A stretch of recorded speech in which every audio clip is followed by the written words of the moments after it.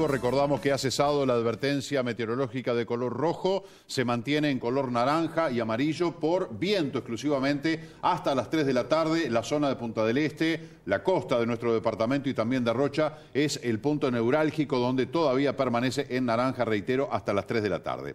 Vamos a recibir a nuestro primer invitado, es el diputado nacionalista doctor Federico Casareto, como les habíamos anunciado antes de la pausa. Un gusto que nos acompañe, diputado. Un placer, Marcelo, estar contigo. Muchísimas gracias. Bueno, varias realidades para conversar. El tema de, a nivel parlamentario nacional, la rendición de cuentas es lo que concentra la mayor cantidad de horas del trabajo parlamentario. ¿Qué se puede lograr en esta rendición de cuentas, contemplando el no aumento del gasto, pero también la gran cantidad de reclamos que hay, los compromisos que hay asumidos? Es un tejido muy difícil de componer, ¿no? Es así, es muy poco lo que se puede lograr en esta rendición de cuentas. El ministro de Economía y Finanzas ha sido muy claro, el país está en problemas, el déficit fiscal es histórico y por lo tanto no hay más de dónde tironear, a pesar de que uno sigue encontrándose con algunos gastos desmedidos que no logra entender cómo no se recorta por algún lado y se puede brindar de repente ayuda a situaciones que lo están planteando, como el tema de los medicamentos que hemos hablado tantas veces, o como el tema delante de la arena, que no se le tembló el pulso a la hora de gastar los millones que se ha gastado en el Uruguay, en un tema que yo no digo que no sea importante, pero sí que puede esperar frente a situaciones como las que se están viviendo. La realidad es que tuvimos en este gobierno y en los anteriores la mayor bonanza económica que el Uruguay conozca en su historia. No estamos exagerando con esto. El crecimiento del Producto Bruto Interno fue histórico. Y sin embargo hubo un descontrol en el gasto. Y estamos pagando y vamos a seguir pagando una serie de errores en algunos casos y de negligencia y complicidad en algunos otros respecto a gastos, como sabemos el tema ANCAP, o como lo que nos acabamos de enterar hace pocas horas de este juicio, este nuevo juicio que se le viene al país por mala gestión, por mal comportamiento administrativo, que prácticamente estamos hablando de 3.500 millones de dólares. Más de $1.000 cada uno de los uruguayos tendríamos que estar hoy poniendo si es que el Uruguay no sale victorioso.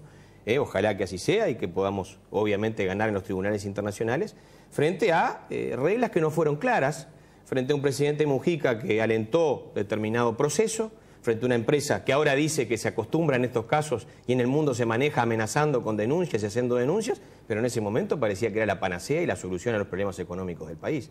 Entonces, tenemos una rendición de cuentas con muy poco paño para cortar y para Maldonado yo diría que no son buenas noticias. No solo no tenemos más inversión, sino que tenemos recortes y achiques en cosas importantes como por ejemplo el Palacio de Justicia, que ya había comenzado una etapa y que funciona muy bien la parte de los juzgados penales, y que en ese mismo predio que todos conocemos, allí en calle Florida y Dodera, se pensaba construir prácticamente 2/3 más de la obra, donde podían o pueden concurrir los demás juzgados de paz, de familia, y que no se va a poder concretar. Una reestructuración del centro oncológico, porque ya las cifras no son acordes a lo que cuesta, o sea, recortes, y yo creo que, bueno, esta es la última rendición de cuentas porque el año que viene es un año electoral y por lo tanto no puede haberlo. Entonces todo el mundo trata de reclamar, de pedir, de tironear frente a un gobierno que hoy ya no tiene respuestas y que desaprovechó una bonanza económica de muchísimos recursos donde, administrando bien la torta económica del Estado, se podían haber obtenido, creo yo, mejoras y logros para situaciones que hoy están muy mal, ¿no? Cuando se habla de este caso de la minera Aratirí, que ahora, como usted señala, puede entablar una demanda, ya está confirmado que lo va a entablar por 3.500 millones de dólares. Uno se pregunta, o la gente se pregunta, bueno, pero en todo este proceso, tanto de cuando se votó la instalación de la minera Aratirí, como todos los actos subsiguientes, ¿no pasó por el Parlamento esto? Sí, claro. ¿No tuvieron posibilidades los demás partidos, todos los de la oposición, de incidir más allá de la mayoría parlamentaria del Frente Amplio, pero instancias en las que los que ahora de pronto dicen, no, nos vamos a comer un juicio, ¿y por qué no pudieron hacer nada? Yo invito a la gente, antes? Y es una muy buena pregunta la que tú me haces porque me da la oportunidad de que la gente entre hoy a las redes sociales o mire en el pasado lo que sucedió. Hace 1 año y 3 meses, el senador Lacalle Pou interpeló al ministro de Economía por este tema.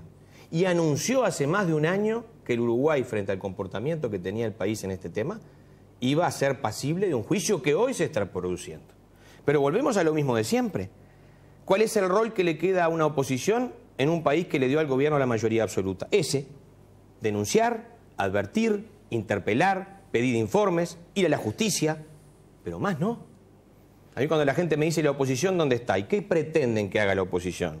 Que haga un scratch en la casa de un ministro, que le tire una piedra en la ventana, que pelee con él, porque la gente se piensa que en el Parlamento uno puede llegar incluso a solucionar las cosas con fuerza. No, no es así. La fuerza que por lo menos la oposición, que es el rol que a nosotros nos toca cumplir y que tú muy inteligentemente, porque la gente así se lo pregunta, estás inquiriendo qué hicieron, por qué esto explota ahora, nadie hizo nada, no es así. En este tema en particular se llegó a la última consecuencia, que fue pedir, a través de la interpelación que Luis Lacalle Pou le hizo al ministro de Economía y algún otro ministro, creo que también estaba la ministra de Industria, el cese de este procedimiento, la inconveniencia que significaba para el país y la advertencia. Yo lo subí en mis redes sociales, pueden entrar a Facebook, la nota del diario El Observador de hace 1 año y 3 meses, donde Lacalle Pou anuncia que Aratiri puede llevar adelante un juicio, no acá en un juzgado del país, sino en tribunales internacionales, en donde ya no solo es si ganás o perdés, sino que el Uruguay empieza a andar recorriendo pasillos de tribunales de las Naciones Unidas o de organismos europeos en materia medioambiental, en materia de reglas económicas, en donde no nos deja bien parados. En donde siempre queda algo de que ahí, cuidado cuando vas a invertir ahí porque te cambian las reglas de juego, el Uruguay siempre está en pleitos. No son buenas imágenes que el Uruguay está dejando frente a un país chico que donde justamente la fortaleza que tiene un país como el nuestro, que es un accidente en la historia de América, es justamente el respeto al derecho, el respeto a las reglas. Nosotros estamos continuamente apostando a la inversión, somos además un departamento que apuesta a la inversión. Si no tenemos reglas claras, si en el momento que los inversores vienen les cambiamos las reglas y terminamos en los juzgados y tribunales internacionales recorriendo estos caminos de pleito, creo que no es una buena imagen. Bueno, pero eso ha sido lo que yo no hablo de los 13 gobiernos del Frente Amplio, hablo del gobierno del presidente Mujica. Los 13 años. Que nos ha dejado, de los 13 años del gobierno del Frente Amplio, hablo específicamente del gobierno del presidente Mujica, que creo que allí el Uruguay sufrió un deterioro absolutamente en varias materias. Fue el mayor ingreso de funcionarios públicos. Tú recordarás en los gobiernos de los partidos tradicionales la prohibición que había de ingresar a la función pública. Bueno, aquí se abrió la canilla, entró todo el mundo, el Estado cada vez pesa más.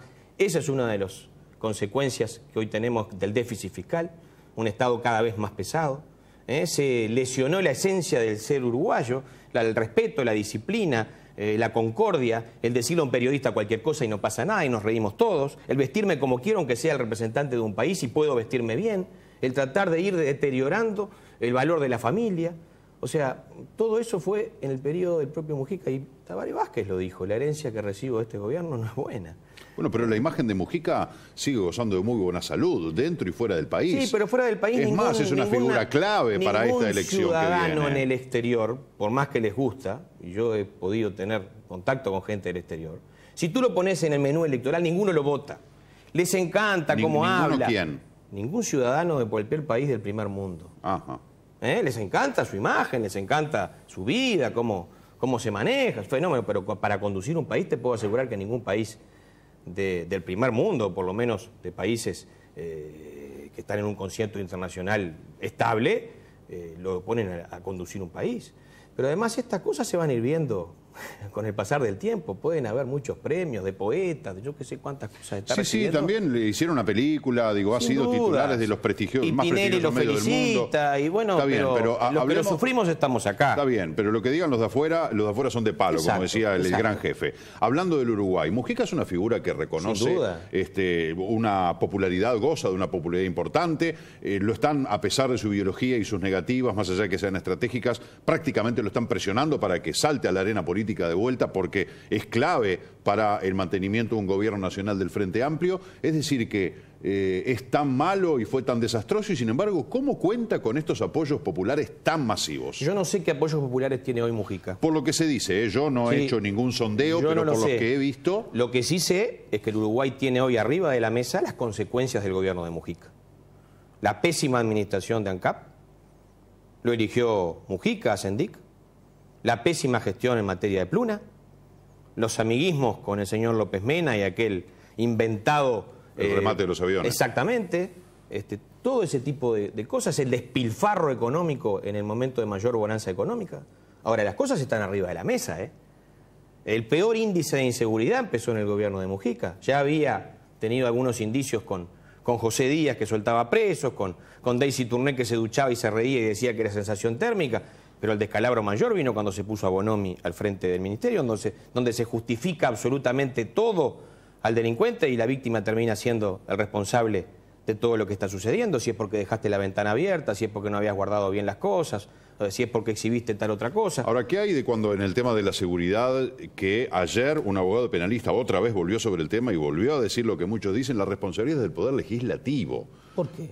Porque en realidad es el Poder Legislativo el que redacta las leyes. Pero no es así, las leyes están en su gran mayoría. Por eso, pero hay, decía el abogado, hay muchas leyes que la justicia dice esto es inaplicable, será muy bonita, pero yo te voy a no poner se puede aplicar. Un solo ejemplo que me canso de ponerlo y que también tiene que ver mucho con la inseguridad y que en estos días ha motivado que fuéramos con el director Alejandro Lucich a una zona importante del departamento como es Punta Negra, Punta Colorada, en donde las ocupaciones y la usurpación están a orden del día. El día previo al 18 de julio, que era un fin de semana o unos días que se tomaba libre, desembarcaron 4 o 5 contenedores en terreno porque aprovechan ahí porque no hay inspectores, no hay nadie que los controle. La ley de usurpación dice que la justicia puede proceder de inmediato, y así procedió aquí en varios casos. El fraccionamiento Lobos, donde ahora está la Torre Lobos, Le Parc, todas estas, Tiburón. Un dolor de cabeza durante años, ¿no? Se llenó de ocupantes. Y después que sacamos la ley, la justicia procedió y no hubo ninguno más. Es más, quedó uno que pensó que era cuestión de arreglar y fue procesado. Y ese ejemplo sirvió para que en Maldonado, en ningún terreno vacío, no digo los asentamientos que ya son históricos y están enclavados y que es un problema estructural del departamento. Sí digo que sirvió de ejemplo de que, ojo, en Maldonado, mirá que las reglas son muy claras, no te metas porque marchás procesado. Pero hablamos de seguridad. Pero no, esto tiene que ver con la seguridad. Pero vas a Marindia, vas a Neptunia, vas a la Costa de Oro, y la misma ley, con los mismos integrantes del Poder Judicial, se cajonean. Y la gente nos llama como legisladores y me dice, nos están robando. Estamos conviviendo con gente que sabemos que es la que nos entra a nuestras casas. Sabemos que son bocas de pasta base, y la justicia no hace nada. Y ahí no es que falten las leyes están. Como el famoso decreto 690, que permitía a la policía, frente a un hecho delictivo, parar un sospechoso en la calle y decirle, presunción de... mostrame la mochila a ver qué llevas adentro, pedirte la cédula. Bueno, eso prácticamente era un procedimiento cuasi dictatorial, fascista, de derecha, rancia, catalogado por la propia izquierda. Bueno, ahora, al mismo Mujica, que aparentemente la gente dice que todavía goza de gran privilegio, lo acabamos de escuchar hace 48 horas decir, y erramos en las políticas sociales, tenemos que pasar a la represión. 13 años hace que la oposición le pide que se aplique represión, que no es nada malo.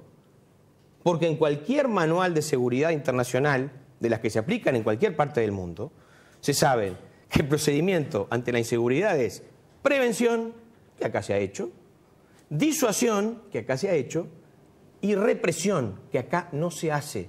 Y acá termina el policía declarando 6 o 7 veces en los juzgados porque machucó al llevar del brazo a un delincuente y el delincuente libre en 48 horas.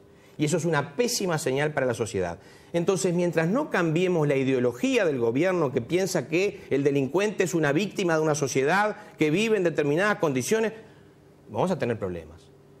Pobre no es sinónimo de delincuente. Yo fui a la escuela pública, en mi salón de clases estaban los hijos de los renombrados profesionales de la ciudad y también gente que vivía en barrios muy carenciados. Y sin embargo, la gente carenciada no es gente delincuente. Es gente con problemas. Es un estigma, ¿no? ¿Ah? No Pero es aquí una cosa se ha igualado. a otra. Acá se ha igualado y se piensa que cada vez que se va contra el delincuente se está afectando a una clase social por parte de las clases poderosas. Basta mirar la filosofía que ha aplicado el MPP, la 609 y todos los que han estado al frente de la política de seguridad del Estado.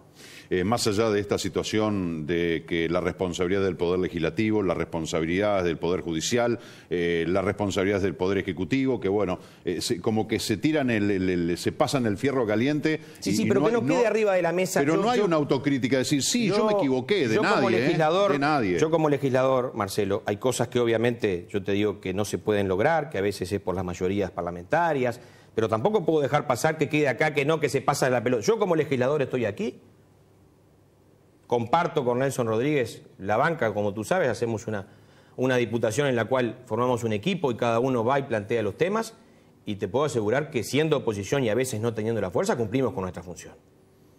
Ahora, ¿cómo hacemos para que el señor Bonomi aplique la ley que los parlamentarios hacen y los últimos artículos que son los que dicen sanción, sanción, multa, represión lo lleve adelante? Bueno, solo con un cambio de gobierno. Vuelvo a lo del principio, yo no puedo ir al ministerio y agarrarlo a Bonomi del cuello y decirle aplíquelo. Ahora, yo no puedo tampoco aceptar que frente al desastre de la inseguridad y frente a la falta de respuesta que el gobierno exhibe y frente al desgaste que está teniendo, porque hoy hasta el propio presidente Tabaré Vázquez dice que el problema principal que tiene es la inseguridad, decir, bueno, ahora la culpa es de todos. No, no. Acá hay responsables. Acá hace 13 años que hay un gobierno que tiene mayoría absoluta, que no necesita de la oposición para hacer lo que quiera hacer. Y lo que ha hecho, lo ha hecho mal. Entonces no es cuestión de decir, no, los poderes, los diputados. No. Asumamos las responsabilidades. Nosotros las asumimos cuando fuimos gobierno. Perdimos. La gente nos dio la espalda. Y cuando hablo nosotros, hablo gobiernos de otros partidos diferentes al Frente Amplio. Nos ganaron diciendo que las cosas iban a ser diferentes. Y sin embargo, las cosas no solo son igual, sino que los resultados son peores. ¿Tú has visto las cifras de presos que habían en el Uruguay cuando ganó el Frente Amplio y las cifras de presos que hay hoy? Ahora hay toda una realidad del Uruguay que muestra indicadores preocupantes: seguridad, educación, empleo, carestía de vida, todo bárbaro. Es todo horrible. Sin embargo, el Frente Amplio sigue arriba en las encuestas. Bueno, nosotros lo que tenemos es la obligación de decir cuál es nuestra plataforma y qué es lo que nosotros visualizamos que no está correcto. Ahora, si la mayoría de los uruguayos opta por seguir en la misma situación, bueno, nosotros no podemos no vamos a ir a las armas, no vamos a hacer una revolución ni a tomar el gobierno. No, ni que hablar, pero de repente hacer un análisis un poco más profundo, decir, Marcelo, ¿dónde está la explicación? Lo que creo que todos los gobiernos en Uruguay cumplen sus ciclos. Y el gobierno de Frente Amplio está cumpliendo un ciclo. Si bien marca en las encuestas muy bien, también es cierto que por primera vez desde hace muchísimas encuestas, toda la oposición es bastante más que el Frente Amplio, y eso no sucedía. También es cierto que desde el año 71, cuando se funda el Frente Amplio, siempre elección tras elección y muestreo tras muestreo, fue un partido que fue creciendo, hasta el punto de obtener las mayorías absolutas. En este periodo, por primera vez, el Frente Amplio viene descendiendo. Yo no sé si eso va a dar para ganar o no va a dar para ganar. Lo que sí digo es que el Partido Nacional tiene otro modelo de país, alternativo a este, tiene figuras jóvenes y con ganas y con fuerza, tiene equipos, tiene ejemplos como aquí en Maldonado donde ganó y el departamento cambió, porque eso tenemos que exhibirlo. No es solo decir quiero ganar para... No, quiero ganar y quiero hacer lo que, por ejemplo, estamos haciendo en otros departamentos, o en los departamentos donde gobierna el partido. Entonces, esa es la oferta electoral. Ahora, lo que va a resolver la gente, yo no lo sé. Ahora, en el Uruguay ganaron 90 años los colorados, 93 años, parecía que no había otro partido, que nada más podía existir, y un día perdieron. Y hoy prácticamente son una fuerza prácticamente testimonial que está hoy luchando por tratar de fortalecerse. Entonces la política va y viene. ¿El Partido Nacional cómo lo ve eso? ¿Como una jactancia política? No, decir, en absoluto. ¿Un ex rival tradicional derrotado en el suelo? ¿O lo ve como, bueno, esto nos hipoteca a todos la chance de conformar una oposición, eventualmente un gobierno? En absoluto. Nosotros peso? En nuestra historia de más de 180 años nunca quisimos ganarle a quien estuviera en el piso, derroteado y pisotado. Siempre quisimos competir y tratar de ganar por ser mejores. Ganar en la pista. Exactamente. Compitiendo con nuestros mejores hombres, con nuestros mejores equipos, con nuestras mejores ideas. Y eso es lo que queremos. Y con las mejores mujeres. También, no, y las tenemos. Vamos a no ofender y las tenemos. Y las tenemos y tenemos un partido que resuelve quiénes son sus candidatos, no un hombre. Que un día se levanta y dice que sea Murro, o otro día se levanta, no, que sea Cose. Antes nos quejábamos que los políticos resolvían los candidatos entre cuatro paredes. Ahora ni siquiera las cuatro paredes. Ahora es la cabeza de un hombre. ¿Eso está bien? Entonces yo pregunto a la gente, ¿eso está bien? Si está bien, van a seguir ganando. Yo creo que no está bien. ¿Está bien lo de ANCAP? Yo creo que no. ¿Está bien lo de Pluna? Yo creo que no. ¿Está bien la seguridad como usted sale al barrio a caminar o que deja la puerta abierta como vivíamos antes? ¿No está bien? Yo creo que no. ¿Están sus hijos bien educados? ¿Tienen una buena respuesta para enfrentar al mundo cuando salen del liceo para tratar de conseguir un trabajo? Yo creo que no. Si a usted le parece que está bien, siga votando. Yo creo que no. Ahora, la única forma que las realidades se cambian son cambiando el destino del país y cambiando quienes nos gobiernan. Así ganó el Frente Amplio diciendo, ¿está bien? No, no estaba bien, estaba mal. Ganaron. Bueno, yo creo que ahora han cumplido un ciclo, con total franqueza. Hacemos una breve pausa y después de ella vamos a seguir conversando con el diputado Federico Casareto.